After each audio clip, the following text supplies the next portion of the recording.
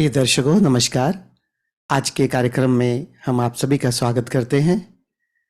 आज का कार्यक्रम है टी विद ओशो और आज हमने निवेदन किया है स्वामी शैलेंद्र सरस्वती जी से कि वो हमारे साथ बैठें और हम कुछ ऐसी वार्तालाप करें जिसमें हम ओशो के बारे में, ओशो की देशना के बारे में, ओशो की जीवन शैली के बारे में हम विभिन्न आयामों पे हम चर्चा करना चाहते हैं। और मैं स्वागत करता हूँ स्वामी शैलेंद्र सरस्वती जी का। नमस्कार मस्तु बाबा। नमस्कार स्वामी जी, बहुत अच्छा लगा कि आपके साथ आज बातचीत करने का मौका मिला। और आज के इस कार्यक्रम में मैं चाहूँगा कि बहुत सारी ऐसी बातें हैं जो औपचारिकता के रूप में या कभी प्रश्नोत्तर के रूप में या कुछ भी कभी ऐसे माहौल या ऐसा नहीं बना, अवसर नहीं बना कि हम उसकी चर्चा कर सकें। तो मैं चाहूँगा कि हम आज उन विषयों पर बात करें। स्वागत है आपके सवालों का। तो सबसे पहले तो मैं बस एक निवेदन कर दूं। हाँ जी। कृपया मुझसे वही पूछिएगा जो मुझे पता है।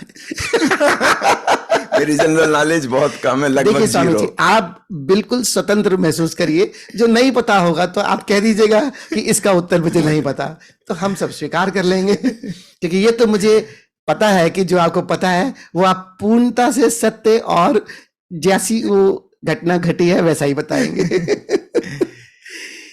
इस कार्यक्रम का मतलब ही यही है कि हम असल में जान सकें।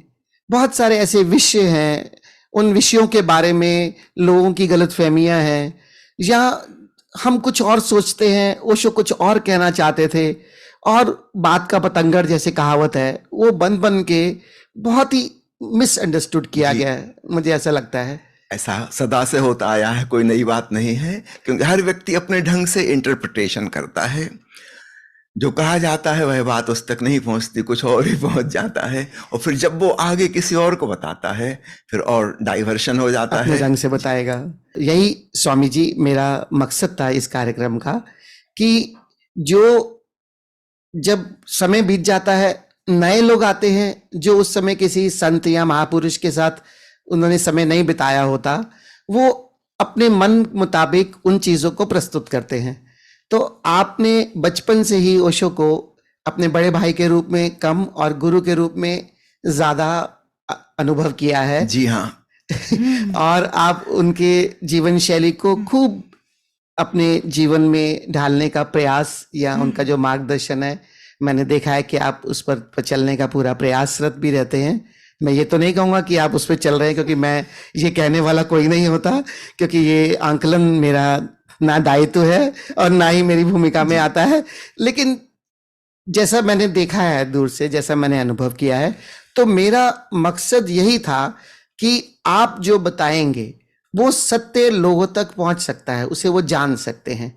लेकिन अगर और 20, 30, 40 साल के बाद जब ना आप रहेंगे ना हम रहेंगे, फिर आने वाले लोग ओशो के बारे में क्या कहेंगे, ये तो उन पे निर्भर करता है। तो हम अपना एक प्रयास करें कि जो ये बातचीत हमारी हो रही है ये जब तक रह सके, ताकि ओशो का सत्य लोगों तक पहुंचे। स्वागत है, आपका विचार बहुत शुभ है, सुंदर है। मेरा सबसे पहले आपसे एक छोटा सा सवाल ये होगा, हालांकि ये सवाल बहुत लोगों ने हो सकता है पहले भी आपसे पूछा हो, लेकिन मेरा दृष्टिकोण आज आपसे ये सवाल पूछने का ये है कि ओशो ने अध्यात्म को जिस तरह से परिभाषित किया है, इतने सारे जो ओशो के मानने वाले, चाहने वाले, प्रेम करने वाले लोग हैं, मैंने उन सब के मुंह से अलग अलग बातें सुनी हैं, क्योंकि आपको उनका सानिध्य भी मिला है, आपने बहुत इस पे अध्ययन भी किया है। आप संक्षेप में मुझे बता सकते हैं कि अगर आज मुझे ये परिभाषित करना हो संक्षेप में कि ओशो की दृष्टि में अध्यात्म क्या है, तो वो क्या होगा?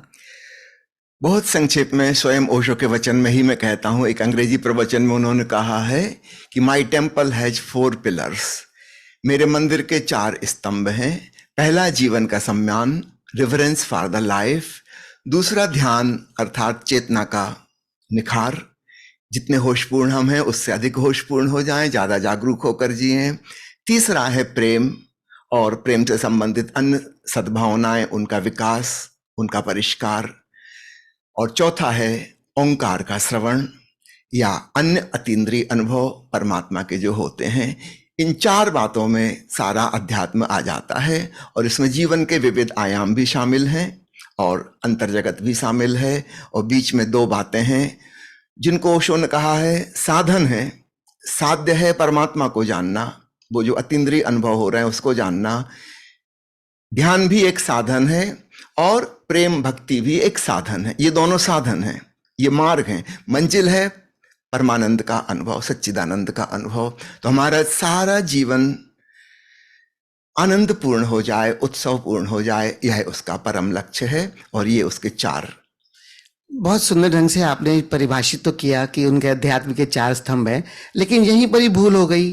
जैसे आपने पहला स्तंभ बताया कि जीवन के प्रति सकारात्मक दृष्टिकोण, और तीसरा आपने बताया कि प्रेम। अब यहाँ पर लोगों ने परिभाषित कर दिया जीवन के प्रति सकारात्मक दृष्टिकोण, मतलब बाहरी जीवन को उन्होंने इतना मुख्य बना दिया कि उन्होंने जीवन के जो, जैसा मैं देखता हूं या महसूस करता हूं कि जो ओशो का मूल अर्थ था, जो जीवन के प्रति सकारात्मक दृष्टिकोण, उसको ही मिसअंडरस्टूड कर लिया गया। आज अगर जीवन के प्रति सकारात्मक दृष्टिकोण का अर्थ मैं ये लूं कि मैं मदिरा सेवन या ड्रग्स या जो भी जीवन में घटनाएं घटती हैं, जो आज यंग जनरेशन्स हैं, उनकी ये बातें आम हैं, तो क्या ये जीवन के प्रति सकारात्मक दृष्टिकोण है? या रिलेशनशिप्स, क्या ये जीवन के प्रति सकारात्मक दृष्टिकोण है? प्रेम, जो ओशो जिस प्रेम की आप बात कर रहे हैं, क्या प्रेम का अर्थ सिर्फ काम और वासना बन के रह गया?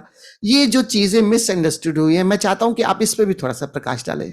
सबसे पहले तो जीवन के प्रति सम्मान जो है, यह पुराने सन्यासियों के कंट्रास्ट में है। उन्होंने जीवन के प्रति एक नकारात्मक दृष्टि दी, जीवन का अपमान किया, कहा यह जीवन जीने योग्य नहीं है, किसी प्रकार इससे मुक्त हो जाओ, छुटकारा हो जाए, मुक्ति मिल जाए, मोक्ष मिल जाए, दोबारा जन्म न लेना पड़े। इस जन्म को उन्होंने बताया पिछले जन्मों के दुष्कर्मों का फल है, पिछले जन्म में किए होंगे कोई पाप, इसलिए यह जिंदगी मिली है, अब ऐसे कर्म करो कि दोबारा ना आना पड़े। ये बहुत ही नेगेटिव एटीट्यूड था। और फिर सन्यास का मतलब बन गया रिनंशिएशन, अर्थात जीवन की सघनता से भाग खड़े हो, परिवार को, समाज को, धनोपार्जन को, दुकान, खेत खलिहान छोड़ के जंगल में चले जाओ, एकांत में रहो। ये था एंटी लाइफ एटीट्यूड। ओशो ने इसके खिलाफ कहा प्रो लाइफ, है ना, परिवार का, समाज का, संबंधों का, धनोपार्जन का, सुख सुविधा का, इन सब का ख्याल रखना है, एक उत्तरदायित्व पूर्ण जीवन जीना है। रिनंशिएशन नहीं, सेलिब्रेशन। ये नव परिभाष की, सेलिब्रेशन को लेकिन लोगों ने कुछ और ही समझ लिया। मैं चाहता हूं इस पे भी थोड़ा प्रकाश डालें। जब कोई व्यक्ति भीतर आनंदित होता है तो बाहर उसके जीवन में उत्सव फलित होता है। उत्सव सिर्फ इतना नहीं है कि हमने तेज संगीत लगा लिया, डीजे बजा लिया और नाच लिया और उत्सव हो गया। नहीं, वह उत्सव नहीं है। अधिकांश हम जिसको उत्सव कहते हैं वह मनोरंजन है। और ओशो जिस उत्सव की बात कर रहे हैं, ये मनोभंजन के बाद उपलब्ध होता है। जब भीतर मन शांत हो जाए, निर्विचार हो जाए, तब उस परम शांति में परम आनंद घटित होता है। तब हमारा बाहरी जीवन उत्सवपूर्ण होगा। इसका मतलब ये नहीं है कि डीजे लगा के नाच लेंगे, शराब पी लेंगे, है ना। दूसरी चीज आपने पूछा था, लोग मदिरा पान कर रहे हैं, उसको समझते हैं जीवन का सम्मान। कहाँ जीवन का सम्मान? मदिरा पी पी के अपना लिवर खराब कर रहे हैं, सिगरेट पी पी के लंग्स का कैंसर पैदा कर रहे हैं। ये तो अपने जो शरीर के प्रति भी सम्मानपूर्ण नहीं है। They are not respectable. तो एक वो लोग थे जो उपवास कर रहे थे, उन्होंने शरीर का निरादर किया, और एक कोई है जो ओवर ईटिंग कर रहा है और शरीर को कष्ट पहुंचा रहा है, सम्मान तो नहीं कर रहा है। तो सम्मान को सम्यकता से समझना होगा। हमारा शरीर जिसमें स्वस्थ रह सके, प्रसन्न रह सके, वो जीवन का सम्मान, शरीर का सम्मान हुआ।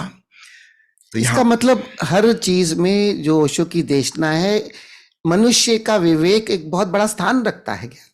अवश्य, बिना विवेक के तो कोई हम पकड़ ही नहीं पाएंगे। हम कुछ का कुछ समझ लेंगे, क्योंकि लोगों ने तो मैंने देखा कि इसको भी उल्टा समझा कि हमें अपनी बुद्धि लगानी नहीं है, हमें ध्यान करना है तो हमें बस शून्यता की बात करनी है।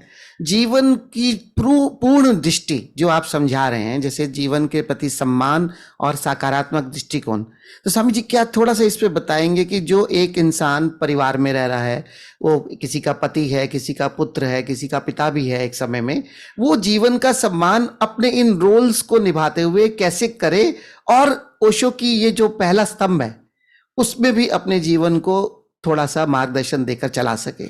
यहां पर केंद्र बिंदु होगा अपने प्रति सम्मान का भाव। अगर हम अपने प्रति प्रेम से नहीं भरे हैं, स्वयं से लगाव नहीं है, हम खुद से ही नफरत करते हैं, अपनी आत्मालोचना करते हैं, सेल्फ कंडमनेशन हमारे भीतर है, तब हम दूसरों के प्रति भी प्रेमपूर्ण नहीं हो पाएंगे। बहुत संतों ने कहा है सबको प्रेम करो, लेकिन ओशो ने कहा है सबसे पहले तो स्वयं के प्रति प्रेमपूर्ण बनो, सेल्फ रिस्पेक्ट। और वो तभी होगा जब हमको सेल्फ नॉलेज हो, हमें स्वयं का ज्ञान हो कि मैं हूँ कौन। फिर अचानक हमारे भीतर गहन सम्मान पैदा होता है अपने प्रति, और जैसे हम हैं वैसे ही सब हैं, तो सबके प्रति हो जाता है। दूसरे के बारे में हमारा केवल अनुमान होता है, एक्चुअल ज्ञान अपना होता है। अगर मैं चोर हूं तो मैं दुनिया में हर व्यक्ति को चोर समझूंगा, दूसरे को मैं नहीं जानता है कि नहीं, है ना। अगर मैं झूठ बोलता हूं तो मुझे लगता है सभी लोग झूठे होंगे, सब बेईमान होंगे, क्योंकि मैं हूं। ज्ञान भीतर है, दूसरे के बारे में सिर्फ अनुमान है। तो ठीक ऐसे ही अगर हम सेल्फ कंडमनेशन से भरे हैं तो हम दूसरे के प्रति भी निंदा और आलोचना से भरे हैं। अगर हम अपने ही जीवन के प्रति आदर नहीं है तो दूसरे का हम क्या खाक आदर करेंगे, ऊपर ऊपर से पाखंडपूर्ण व्यवहार करेंगे, रिस्पेक्ट प्रकट करेंगे, वो औपचारिकता होगी मात्र, बस और कुछ भी नहीं। तो सबसे पहले हम अपने प्रति लगाव से कैसे भर जाएं, अपने प्रति ही प्रेमपूर्ण कैसे हो जाएं, और तब हम पाएंगे हम सर्व के प्रति भी प्रेमपूर्ण हो गए। इसमें पॉइंटेडली मैं एक चीज पूछना चाहूंगा, जैसे जीवन के प्रति सम्मान तो आपने सिखा रहे हैं कि हमें करना चाहिए। मैं पहला स्तंभ जीवन के प्रति सकारात्मक दृष्टिकोण पे थोड़ा और गहराई में जाना चाहूंगा। जैसे ओशो ने महिलाओं को बहुत सम्मान दिया, जैसा उनके प्रवचनों में हम सुनते भी हैं, और उनकी जो जीवन शैली हमने जितनी देखी है उसमें पता चलता है। लेकिन आज की जो महिला है, जैसे शिक्षित होना आज बहुत बेहतर बात है कि आज हमारी महिलाएं, हमारी जो जनरेशन की, नई जनरेशन की हैं, वो पढ़ रही हैं, कार्य में जाती हैं, सब कुछ करती हैं। लेकिन इसके साथ साथ क्या अहंकार भी उतना प्रबल नहीं होता जा रहा? मैं ये नहीं कह रहा कि जो पहले होता था वो ठीक है या जो अब हो रहा है वो ठीक है, मैं अपना कोई भी दृष्टिकोण आप पर नहीं लादना चाहता, लेकिन मैं सिर्फ और सिर्फ इतना जानना चाहता हूं कि ओशो के अध्यात्म के दृष्टिकोण का पहला स्तंभ जीवन के प्रति सम्मान, वहां पर अगर मैं पहले स्वयं से प्रेम करता हूं तो मुझे सेल्फिश समझा जाता है। अगर मैं अपने परिवार में अपने और जो मेरे संबंध मेरे साथ जीते हैं, मैं उनको भी किस तरह से ये बात उन तक पहुंचाऊं कि जो मैं अपना सम्मान कर रहा हूं ये मेरी आध्यात्मिक या मेरे प्रेम का एक चरण है। वो एक कम्युनिकेशन जो गैप है वो बहुत बड़ा होता जा रहा है आज की तारीख में। मैं अगर अपने बारे में सोच रहा हूं तो सेल्फिश कहलाता हूं। अब ओशो की देशना को थोड़ा सा आप मुझे थोड़ा मार्गदर्शन दर्शकों को दीजिए कि अपने परिवार में सम्मान करते हुए वो क्या अपने जीवन शैली का रुख अपनाएं, जिससे कि प्रेम का भी हमारा प्रसार प्रचार, एक दूसरे के साथ जो हमारा एक्सप्रेशन हो रहा है, प्रेम का जो हमारा एक्सप्रेशन हो रहा है वो भी हमारा व्यक्त हो और हम अपना सम्मान भी कर सकें। ये जो थिन लाइन है, मैं चाहता हूं स्वामी जी इस पर थोड़ा बताइए। सबसे पहले आपने जो पहली बात कही कि जो पीछे हुआ उसको भी मैं सही नहीं कह रहा और अभी जो रहा उसको भी सही नहीं कह रहा, मैं आपकी बात से राजी हूं, दोनों गलत हैं। पहले बहुत गलत हो चुका, कम से कम 10,000 साल के ज्ञात इतिहास में पुरुषों ने स्त्रियों को दबा कर रखा, बुरी तरह से सप्रेस करके रखा, उनको जीने ही ठीक से नहीं दिया। आज समय आया है, अब स्त्रियां उसका बदला ले रही हैं। तो गलत की प्रतिक्रिया भी गलत ही होती है, याद रखिएगा। गलत की प्रतिक्रिया सही नहीं हो सकती। तो it will take some time, हो सकता है 150 साल तक महिलाएं बहुत इसका प्रतिशोध लें, पीछे जो उनके साथ किया गया है। अब उनको पहली बार अवसर मिला है, मौका मिला है समानता का, तो वे बदला लेंगी। यह भी बिल्कुल स्वाभाविक है और हम उसको स्वीकार करना चाहिए। एक उदाहरण से समझा दूं, जैसे मान लीजिए कि हजारों साल से सिर्फ ब्राह्मणों को पढ़ने लिखने का अधिकार था, सिर्फ वैश्यों को व्यापार करने का अधिकार था, रिजर्वेशन था, पूरी तरह से आरक्षित थे और कोई पढ़ लिख ही नहीं सकता था, ज्ञान प्राप्त कर ही नहीं सकता था, सिर्फ ब्राह्मण ही कर सकता था। अभी हजारों साल चला है। यदि इसको समानता पे लाना है तो अन्य वर्गों को हमें एक लंबे समय तक मौका देना होगा, आरक्षण देना होगा, तब जाके एक बैलेंस की स्थिति बनेगी। और शायद 200 साल बाद, 300 साल बाद हम कह पाएंगे अब किसी को रिजर्वेशन की, आरक्षण की जरूरत नहीं है। ठीक ऐसे ही महिलाएं जो प्रतिशोध ले रही हैं हजारों साल का, उनके मन में इतना दंश है, इतने कांटे चुभे हैं। याद रखिए कि जन्मों जन्मों के संस्कार होते हैं, सिर्फ इस जन्म की बात नहीं है। हो सकता है इस जन्म में उस लड़की के साथ ऐसा कुछ नहीं हुआ कि उसे दबाया गया है, सताया गया है, लेकिन हजारों जन्मों के संस्कार भीतर मौजूद हैं। वो पुरुषों के प्रति एक घृणा और नफरत मन में बैठी हुई है, वो बदला उसका लेंगी।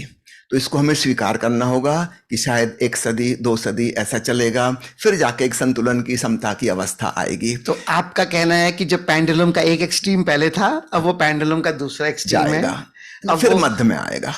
क्या कोई ऐसा मार्ग है? क्योंकि देखो आज जैसे हमें ओशो की जो देशना उपलब्ध है, आज से 200 साल पहले इतना कोई विचारक या कोई संत या इतना महापुरुष नहीं हुआ जिसने जीवन के प्रति अपना मार्गदर्शन या दृष्टिकोण स्पष्ट रूप से दिया हो जी। तो क्या ये जो समय है, जो अब फिर 1 सदी लगे या कितने वर्ष लगे, आज जो लोग भी, मैं सबकी बात नहीं करता, लेकिन आज अगर हम किसी महापुरुष की बात करते हैं और उसकी देशना से प्रभावित हैं और उनको अपने जीवन में लाना चाहते हैं, तो क्या कम से कम मैं अपने परिवार, अपने घर उस देशना को मानकर उस चीज को जल्दी मध्य में ला सकता हूं? बिल्कुल, हम जितने विवेकपूर्ण होंगे उतनी शीघ्रता हो जाएगी।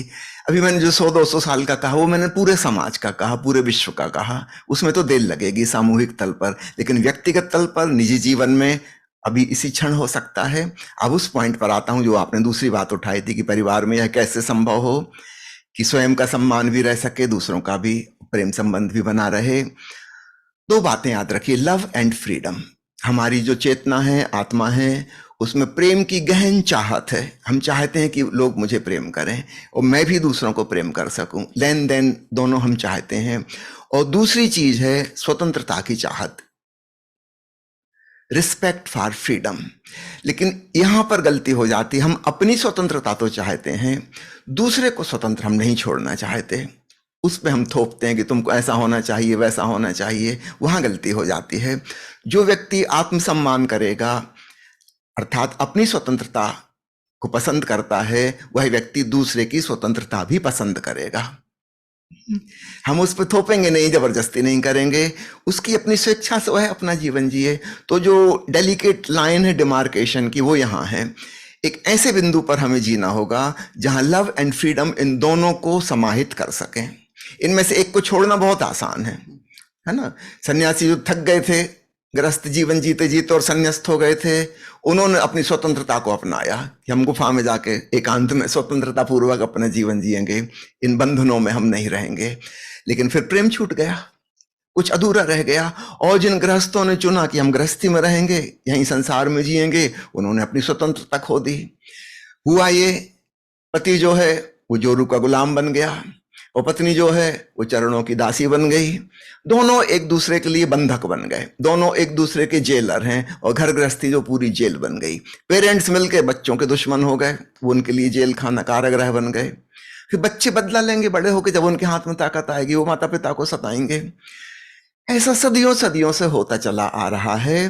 अब ओशो के साथ हमें एक स्पष्ट समझ मिली है कि कहाँ भूल चूक हो रही थी। लव एंड फ्रीडम में से हम एक चीज को बचाने के लिए दूसरे को त्याग दे रहे थे, और जबकि दोनों ही हमारी जरूरत है। और अगर चुनना ही है इन दोनों में, वैसे तो चुनना नहीं चाहिए, दोनों को एक साथ बताएं, असली विवेक वो है। लेकिन अगर चुनना ही होगा तो याद रखिए हमेशा, freedom is higher value than love. Freedom का अर्थ क्या ये नहीं कि जो मैं करना चाहूं मैं वो करूं? देखिए, एक अहंकार होता है हमारे मन के विचार और धारणा होते हैं, उनके अनुसार हम जीते हैं। ये एक्चुअल फ्रीडम नहीं है, इसमें भी हम मन के ही गुलाम हैं और यह मन दूसरों ने बनाया है। आज मेरे भीतर अगर कोई विचार है तो विचार आए कहां से? मैंने किसी किताब में पढ़े थे, किसी को सुना था, कहीं से अध्ययन किया था, ये मेरे विचार तो नहीं है। और वो जो अहंकार है, ईगो, वो भी दूसरों के द्वारा दी गई धारणा है। अगर मैं उसके तहत कुछ कर रहा हूं, I am not free from my own ego. मैं अपने ही अहंकार के कारागृह में बंद हूं, और इसलिए यह भी फ्रीडम नहीं है। ये भी एक बंधन निर्मित कर लिया मैंने। ये बंधन है ही, मैं खुद बंधा हूं। भगवान शिव सूत्र नामक ग्रंथ में कहते हैं ज्ञान बंध है, ज्ञान बंधन है। तो हमारा मन, जो भी विचार, धारणाएं, विश्वास, मान्यताएं, तर्क वितर्क हमारे भीतर मौजूद हैं, इन विचारों की ईंटों को ही चुन चुन के हमने अपने चारों तरफ दीवार उठा ली और हम उसमें खुद बंद हो गए हैं। समझो मैं 5 साल तक मेडिकल कॉलेज में पढ़ा, अब वो एलोपैथिक ज्ञान जो है वो मेरे चारों तरफ की दीवार बन गई। आज कोई मुझसे कहे कि होम्योपैथी भी असर करती है, मैं मान ही नहीं सकता, क्योंकि मेरे विचार दूसरे हैं, मैंने दूसरे प्रकार का ज्ञान ग्रहण किया है। कोई मुझे कहे कि ये वाली थेरेपी, ये जादुई थेरेपी रेकी काम करती है, मैं नहीं मान पाऊंगा। मेरी दीवार मैंने खुद खड़ी की थी, लेकिन अब मैं उसके भीतर बंद हो गया हूं। उसके बाहर निकल के मैं देख भी नहीं सकता, जिसको कहते हैं ना कूप मंडूक, कुएं का मेंढक। वो सोचता है बस इतनी ही दुनिया है। हर व्यक्ति अपने ज्ञान में बंद हो गया है। जब हम स्वतंत्रता की बात कर रहे हैं तो याद रखिए, अपने इस मानसिक कारागृह से भी हमें बाहर निकलना होगा। इसका मतलब जो भी मेरी बचपन से कंडीशनिंग है, मुझे इसको भी तोड़ना होगा और इससे भी मुक्त होना होगा, ताकि मैं एक ऐसी जीवन शैली को उपलब्ध हो सकूं जो किसी भी बंधन में बंद नहीं है। क्या आपको लगता है स्वामी जी, कोई आम इंसान इस बंधन को इतनी जल्दी या आराम से क्या इसको तोड़कर मुक्त हो सकता है? तोड़ने का सवाल नहीं, सिर्फ इतनी बात समझ में आ जाए कि यह मेरी कंडीशनिंग है, तब हम समझ जाते हैं दूसरे व्यक्ति की कंडीशनिंग ऐसी है, बेटे की कंडीशनिंग ऐसी है, पत्नी की कंडीशनिंग ऐसी है, माता पिता की कंडीशनिंग ऐसी है। तब हम उनके प्रति रिलैक्स हो पाते हैं, क्योंकि हम अपने प्रति भी रिलैक्स हो गए। हमको पता है कि यह मेरा चैतन्य तत्व नहीं है, यह मेरी आत्मा नहीं है, ये बचपन से मिले हुए संस्कार हैं। समाज ने, परिवार ने, शिक्षा प्रणाली ने, आसपास के जगत ने हमारे भीतर डाले, हमने उनको स्वीकार कर लिया। अन्य लोग दूसरे परिवेश में पले हैं, उनके संस्कार दूसरे प्रकार के हुए, तो हमारे जो आपस में कॉन्फ्लिक्ट हो रहे हैं परिवार में या मित्रों के बीच या सहकर्मियों के साथ, वो कॉन्फ्लिक्ट हमारी आत्माओं के नहीं है। आत्मा तो प्रेम चाहती है, लेना और देना, लेकिन कॉन्फ्लिक्ट इन कंडीशनिंग्स के हो रहे हैं। अगर मैं जागृत हो गया कि ये मेरी कंडीशनिंग है, मेरी जंजीरें हैं जिसमें मैं बंधा हूं, तब मैं इसके प्रति रिलैक्स हो जाऊंगा, मेरा दुराग्रह छूट जाएगा कि यही सही है, और फिर दूसरे के प्रति भी हम बहुत उदार हो जाएंगे। उसकी मजबूरी को हम जानेंगे कि वो क्या कर सकते हैं, बचपन से उन्होंने ऐसा देखा, ऐसा सुना। इसको करीब करीब ऐसे समझ लीजिए, एक व्यक्ति कलर ब्लाइंड है, उसको लाल रंग की जगह हरा दिखता है, उसको पता नहीं है, लेकिन बचपन से वो सुनता आ रहा है कि ये लाल रंग है, तो हरे को वो लाल रंग कहेगा। अब हम कितनी ही लड़ाई झगड़ा करें, कितनी एक दूसरे से वाद विवाद करें, इससे कुछ हल नहीं होगा। मुझे जैसा दिख रहा है वैसा उसको नहीं दिख सकता। ये तो एक फिजिकल डिफेक्ट है, चलो इसकी तो जांच पड़ताल हो जाएगी और पता लग जाएगा कि इसको हरा और लाल एक ही दिखते हैं। लेकिन हमारी जो मानसिक धारणाएं हैं, वो जो हमारी अंतर्दृष्टि है मन की, वो हमारी बहुत प्रकार से ब्लाइंड है। हम कुछ देखना ही नहीं चाहते, वो नहीं देखते। दूसरा व्यक्ति अलग ढंग से ब्लाइंड है, तीसरा व्यक्ति और अलग ढंग से, उसकी अपनी धारणाओं के चश्मे हैं, राजनीतिक विचारधारा है, धार्मिक मान्यताएं हैं, अंधविश्वास हैं, पता नहीं कितने चश्मों के थ्रू हम देख रहे हैं, और दूसरे के चश्मे बिल्कुल अलग अलग हैं। एक लड़की 25 साल अपने मायके में रही, फिर वो उसका विवाह हुआ, ससुराल में आई, वहां एक ढंग से वो रहती थी, एक ढंग से खाती पीती थी, वहां की भोजन, वहां का स्वाद अलग था, कुकिंग शैली अलग थी, वहां की वेश परिधान अलग थे। इस नए परिवार में आके उसका एडजस्टमेंट ही नहीं होता। यहाँ पे सब्जी दूसरे ढंग से बनाई जाती है, खाना पकाने का ढंग अलग है, यहाँ किसी और चीज को स्वादिष्ट कहा जा रहा है। जब उसका पति कह देता है कि तुम्हारे हाथ की दाल में वो स्वाद नहीं जैसा मेरी मम्मी के हाथ में है। ये लड़का अपनी माँ के पास बड़ा हुआ है, इसने एक खास प्रकार की दाल खाई है बचपन से, दैट इज फर्स्ट एक्सपोजर। अच्छा बुरा कुछ नहीं है जिसको हम स्वादिष्ट और बेस्वाद कह रहे हैं, इसका फर्स्ट एक्सपोजर इस प्रकार की दाल और इस प्रकार की सुगंध थी। उस लड़की ने अपनी माँ के हाथ की दाल खाई है, उसका फर्स्ट एक्सपोजर अलग था। अब हम इसको बदल नहीं सकते। अब कंडीशनिंग की बात आप ना, इनकी तोड़ें कैसे, नहीं, कंडीशनिंग को हम तोड़ नहीं सकते। जो मुझे अच्छा लगता आ रहा है, पसंद नापसंद मेरी तय हो चुकी हैं, उसको हम मिटा नहीं सकते, लेकिन अगर हम इतने सजग हो जाएं कि भाई दूसरे की पसंद नापसंद अलग होंगी स्वाभाविक रूप से, तब हम एक मध्य मार्ग खोज सकते हैं। अगर पत्नी समझदार है, वो ऐसा भोजन भी पका ले जो उसको अच्छा लगता है, और ऐसा भी पका ले जो पति को अच्छा लगता है। इसमें समस्या क्या है? एक को मिर्ची अच्छी लगती है, एक को नहीं लगती, चलो बिना मिर्ची का वाला बना लो, और जिसको मिर्ची अच्छी लगती है ऊपर से मिर्ची डाल ले। लेकिन अक्सर ऐसा नहीं होता। पत्नी को अगर मिर्ची अच्छी लगती है, वो सबको मिर्ची खिलाएगी। अगर उसको खट्टा अच्छा लगता है तो सबको खिलाएगी, चाहे किसी को अच्छा लगे चाहे ना लगे। अच्छा, उसको समझ नहीं आता, उसको कहते इतना स्वादिष्ट खाना पकाना है, ये लोग खाते क्यों नहीं? इस बात को तो मैं आपकी थोड़ा सा समझ पाया कि स्वतंत्रता का अर्थ अपनी कंडीशनिंग को तो तोड़ना नहीं है, लेकिन उसे जागरूक होकर जानना है। जानना है। यहाँ तक तो मैं समझता हूँ, जितना मैं समझ पा रहा हूँ कि मेरा आधा रास्ता तो आपने कवर करवा दिया। लेकिन एक मुक्त व्यक्ति, मैं इससे जानकर इससे मुक्त हो गया, लेकिन जहां मैं स्वतंत्रता को परिभाषित कर रहा हूं, अब मेरे को नए ढंग से स्वतंत्र होकर जीने के लिए फिर किस तरह की जीवन शैली या दृष्टिकोण बनाना होगा जो मुझे समय समय पर चाहिए, एक एक पल पे चाहिए, कि मैं अपने जीवन को सरल भी कर सकूं, और जिस स्वतंत्रता की वो जो सिल्वर लाइन है कि जिसमें मैं अपनी कंडीशनिंग से दूसरे को त्रस्त भी ना करूं, लेकिन मैं अपने जीवन को स्वतंत्र बना भी सकूं। तो थोड़ा सा मुझे इस पर भी मार्गदर्शन करिए। इसके लिए सबसे अच्छा होगा हम एक नए दृष्टिकोण को ना अपनाएं। आप पूछ रहे हैं कैसा दृष्टिकोण नया होना चाहिए? नहीं, आप कह रहे हैं कि पुराना चश्मा तो हमने हटा दिया, अब नया चश्मा हमको पहना दीजिए। चश्मा चश्मा ही होगा, है ना? वो फिक्स दृष्टिकोण फिर हो जाएगा। ठीक है, नए प्रकार का होगा, लेकिन होगा तो फिर हमारी कहीं भी मैचिंग नहीं बैठेगी। क्या ये नहीं हो सकता कि हम बिना किसी दृष्टिकोण के हों? भगवान बुद्ध जिसे सम्यक दृष्टि कहते हैं, उसका मतलब है समस्त दृष्टियों से छुटकारा।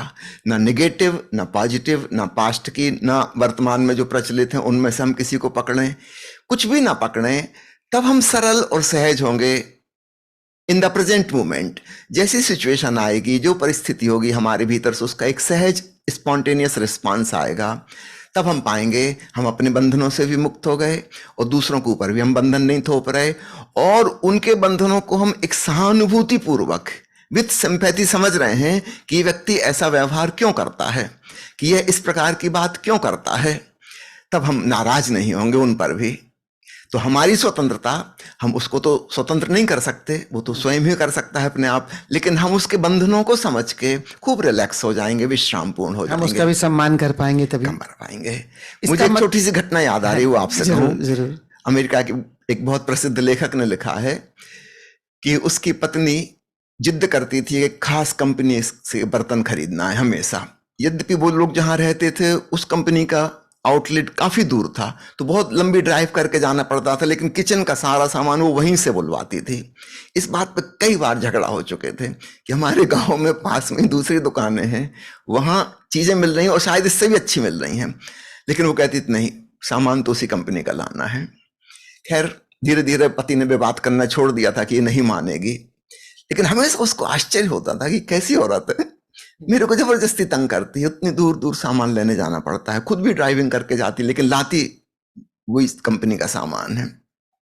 कई सालों बाद एक बार दोनों सागर तट पर छुट्टी मना रहे थे 3-4 दिन की।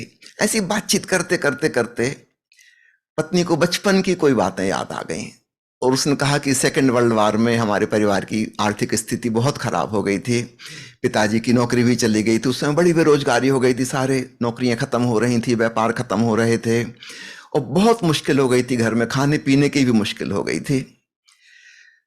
कल क्या खाना खाएंगे अनिश्चित था, मिल पाएगा कि नहीं मिल पाएगा। ऐसे समय में एक बर्तन बनाने वाली कंपनी ने पिताजी को नौकरी दी, और उससे हमारा जीवन बचा, वरना शायद हम लोग छोटे छोटे बच्चे, हम लोग मर ही जाते, बच नहीं सकते थे, भोजन का ही इंतजाम नहीं था। तो उस कंपनी के प्रति मेरे मन में बहुत ग्रेटिट्यूड है, उनकी वजह से हमारा परिवार बच सका, वरना सेकेंड वर्ल्ड वार में हम लोग सब समाप्त हो गए होते। ये बात सुनकर पति को ख्याल आया। उसने पूछा तब तुम्हारी उम्र कितनी थी? उसने कहा मेरी उम्र 4-5 साल की थी। लेकिन पिताजी आके इतना गुणगान करते थे, उस कंपनी का नाम बार बार लेते थे कि उनकी बलिहारी है, उनकी वजह से हमारा परिवार बच गया। वो नाम मेरे मन में अंकित हो गया है।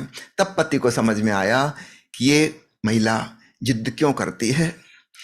अब ये तो संयोग की बात है, वहां सागर तट पे छुट्टी मनाते हुए बचपन की कुछ संस्मरण आ गई, ये बात खुल गई, वरना हो सकता कभी ना खुलती, क्योंकि उस स्त्री को भी सजग रूप से कॉन्शियस माइंड में ये नहीं पता कि मैं ऐसा क्यों कर रही हूँ, क्यों ऐसा कर रही हूं। तो जब उसी को नहीं पता तो दूसरों को कैसे पता चलेगा। ये वाली बात समझकर हमें दूसरों के प्रति खूब विश्रामपूर्ण एक रिलैक्स्ड एटीट्यूड अपनाना चाहिए। उनको भी नहीं पता वो ऐसा क्यों कर रहे हैं, तो हमको तो कैसे पता होगा। यदा कदा कुछ छोटी मोटी बात पता चल जाती है, लेकिन बहुत बड़ा जीवन तो रहस्यमय अंधेरे में है। उस अंधेरे से वृत्तियां पैदा होती हैं, विचार और ख्यालात आते हैं, इंट्यूशन आते हैं, और व्यक्ति कुछ करता है। तो हम भी वैसा कर रहे हैं, दूसरे भी वैसा कर रहे हैं। हम अपने प्रति सचेत हो गए तो उनका प्रभाव हम पर कम पड़ेगा, लेकिन हम दूसरे को तो नहीं कर सकते, वो तो उसकी स्वेच्छा और उसकी मर्जी की बात है। लेकिन हम उसके प्रति सहानुभूतिपूर्ण हो सकते हैं, एक सिंपैथेटिक एटीट्यूड अपना सकते हैं। यहां पर हम पाएंगे वो लव एंड फ्रीडम की बीच की गोल्डन लाइन आ गई। और मैं क्या इस गोल्डन लाइन का नाम सम्मान रख सकता हूँ? बिल्कुल सम्मान रख सकते हैं कि दूसरा जैसा है हम उसको रिस्पेक्ट करते हैं। तो इस तरह से ये विश्लेषण हुआ कि जो पहला स्तंभ है जीवन का, सम्मान, अगर हम स्वयं के सम्मान के साथ साथ रिस्पेक्ट, लव एंड फ्रीडम, इन तीन चीजों को अगर अपने जीवन शैली का हिस्सा बना लें तो हमारे जीवन बहुत आसान और बहुत अच्छे हो सकते हैं। रिस्पेक्ट और फ्रीडम को हम इकट्ठा एक ही शब्द कह सकते हैं, पर्यायवाची, बराबर ही हैं। मैं आपको स्मरण दिलाऊं कि मेरे परिवार में चूंकि ओशो का प्रभाव रहा बहुत शुरुआत से सभी लोगों के ऊपर, हम लोगों ने सहज रूप से रिस्पेक्ट वाली बात को समझा। मस्तो बाबा, मैं अपने व्यक्तिगत जीवन की एक बात बताना चाहूंगा। क्योंकि बचपन से ही ओशो के प्रभाव में हमारा पूरा परिवार रहा, परिवार के सभी सदस्य रहे, हम लोगों ने इस चीज को खूब अच्छे से एम्बाइब किया कि ओशो कभी किसी पर अपना विचार नहीं लादते, और दूसरा व्यक्ति जैसा है उसको वो वैसा ही प्रेम करते हैं। वो कभी नहीं चाहते कि तुम ऐसे हो जाओ, कि वैसे हो जाओ, कि मेरे इच्छानुसार तुमको ढलना होगा। उन्होंने कभी किसी को नहीं ढाला। और आश्चर्य की बात है, हमारा परिवार, सारे नाते रिश्तेदार सब ढल गए और उन्होंने किसी को नहीं ढाला। उन्होंने कभी किसी से नहीं कहा कि तुम संन्यास दीक्षा लो, उन्होंने कभी किसी से नहीं कहा कि तुम ध्यान करो, कभी नहीं कहा कि प्रवचन सुनो, कभी नहीं। किसी छोटी छोटी बात में भी उन्होंने नहीं कहा कि ऐसा करो कि वैसा करो, या किसी को मना किया हो कि ऐसा मत करो। ना उन्होंने कोई रोका टोका, ना कभी कोई आदेश दिया। तो हम लोगों को इतना प्रेम मिला, एक कहना चाहिए सम्मान मिला, जो कि छोटों को कभी नहीं मिलता है ना। बड़े हमेशा हावी हो जाते हैं। तो छुटपन से हमको इतना सम्मान मिला कि अपने प्रति भी एक सम्मान का भाव पैदा हो गया। और आश्चर्य की बात है, ओशो ने कभी किसी को परिवर्तन करना नहीं चाहा, और परिवार और नाते रिश्तेदारों की तो कहना ही क्या, संसार में करोड़ों लोगों को परिवर्तित कर दिया बिना चाहत के। किसी को आदेश नहीं दिया, यह भी नहीं कहा कि तुम मेरे अनुयायी हो, कि तुम्हें मेरे पीछे चलना है, कुछ भी नहीं कहा। लेकिन ऐसा विवेक जगाया, ऐसी बुद्धि विकसित की, ऐसा होश जगाया, प्रेम जगाया, विथ रिस्पेक्ट, कभी किसी का अपमान नहीं किया, विथ ग्रेट रिस्पेक्ट। अक्सर क्या होता है, गुरु शिष्यों का अपमान करते हैं, भांति भांति से अपमान करते ही रहते हैं। ओशो ने एक छोटी सी विधि करते थे, वो शक्तिपात की, ऊर्जा दर्शन की। बाद में उन्होंने वह भी छोड़ दी, और जानते उन्होंने क्या कारण बताया? बताइए स्वामी जी। ओशो ने कहा कि जब कोई ऊर्जा देता है तो देने वाला हायर स्टेटस पे हो जाता है और लेने वाला नीचे हो जाता है। I don't want to disrespect my disciples. बहुत सुंदर। मैं आपको नीचा दिखाना नहीं चाहता। फिर आप डिपेंडेंट हो जाते हो कि 4-6 महीने तक उस ऊर्जा दर्शन का प्रभाव रहा, अब फिर आ गए गुरुजी, फिर हमें दीजिए। तुम भिखारी जैसे हो गए, गुरु सम्राट जैसा हो गया। ओशो का यह बात मुझे अच्छी नहीं लगती थी, और मैं इसका ख्याल करता था कि ऐसी कौन सी विधि हो सकती है जहां ऊर्जा दर्शन में जो घटना घट रही है वो घट जाए, लेकिन मुझे देना ना पड़े, और लेने वाले को पता ना चले कि उसने लिया। बहुत सुंदर। क्योंकि ये भी अगर उसको पता चला कि लिया है, हाँ, तो फिर इंफीरियरिटी सुपीरियरिटी तो हो गई। और ओशो ने कहा मैंने वह विधि खोज ली है, इसलिए पिछले 7 साल से ऊर्जा दर्शन बंद कर दिया है। ये बात उन्होंने बताई और कहा कि वह विधि है, मैंने इस ढंग से प्रवचन देना आरंभ किया, रुक रुक कर, धीमी गति से, बीच में लंबे लंबे पाज, कई बार तो 5-5, 6-6 सेकंड अंतराल। और सन्यासीगण प्रेम भाव में डूबे हुए सुन रहे हैं, प्रतीक्षा कर रहे हैं कि अब भगवान क्या कहने वाले हैं। वाह! उसमें वह घटना घट गई। वो सजग हैं, प्रेमपूर्ण हैं, होशपूर्ण हैं। यही 3 चीजें तो चाहिए थी ध्यानस्थ होने के लिए। वो तीनों घटनाएं घट गई। पूरी ऊर्जा उनकी लगी है सुनने में, और बीच में मौन आ गया। अब इसमें क्या अनहद ही सुनाई देगा, और तो कुछ सुनने को है नहीं। चौथा स्तंभ घट गया, चौथा स्तंभ घट जाएगा। फिर ओशो ने कुछ कहा, और कभी चुटकुले कह दिए, हंसी आ गई। हंसी में निर्विचार अवस्था अपने आप बन जाती है। आप हंसते हुए कभी विचार नहीं कर सकते। तो ओशो ने जोक्स का खूब प्रयोग किया। पहले तो प्रवचन के संदर्भ में किसी विषय पर कोई चुटकुला सुनाते थे, बाद में तो उन्होंने अलग ही कर दिया। Now Gurdayal Singh time. एक सरदार जी थे गुरदयाल सिंह, वो जोर जोर से हंसते थे, तो उनके नाम से ही हो गया वो सरदार गुरदयाल सिंह टाइम। फिर ओशो 3-4 चुटकुले सुनाते और फिर कहते सडन स्टॉप। उस समय हम परिपूर्ण ऊर्जा से ओतप्रोत हैं, सजग हैं, चैतन्य हैं, हंस रहे थे, प्रसन्न हैं। याद रखना, प्रसन्नता और प्रीति एक साथ होती है। जब हम प्रसन्न हैं तो हम प्रेमपूर्ण भी हैं और निर्विचार हैं। और फिर ओशो जो उस समय कह रहे हैं वह बिल्कुल हृदय में उतर जाता है। ओशो की ऊर्जा हमारे भीतर ट्रांसफर हो जाती है और हमें पता भी नहीं चलता। ऊपर ऊपर से कुछ भी नहीं हुआ और भीतर भीतर सब कुछ घट गया। और ओशो का यह टेक्निक ज्यादा काम की है क्योंकि यह समूह में काम कर रही है। ऊर्जा दर्शन तो एक एक व्यक्ति को देता था, तो एक संध्या कितने लोगों को दर्शन दे पाऊंगा? 5, 7, 10 लोगों को, इससे ज्यादा तो नहीं हो सकते थे। तो हजारों लोग सुन रहे हैं। और यह घटना हम उनके वीडियो देखते हुए, ऑडियो सुनते हुए आज भी उसी में पहुंच जाते हैं। मैं आपका धन्यवाद करूंगा कि आपने इतना बड़ा राज जो है आज खोला। धन्यवाद स्वामी जी। आज समय की सीमा है, हम इससे ज़्यादा आज हम चर्चा नहीं कर पाएंगे। तो प्रिय दर्शकों, आज हमने जो भी चर्चा की इसको हम कंटिन्यू रखेंगे, टू बी कंटिन्यूड, हमारे अगले एपिसोड में। जीवन के प्रति सम्मान, प्रेम, स्वतंत्रता जो पहला स्तंभ है, जीवन के प्रति सकारात्मक दृष्टिकोण, ये अध्यात्म के 4 स्तंभों की चर्चा जारी रहेगी। आज सिर्फ इतना ही, जैसा ओशो कहते हैं। फिर मिलेंगे। थैंक यू मस्तो बाबा, धन्यवाद। स्वामी जी, धन्यवाद। जय ओशो। जय ओशो।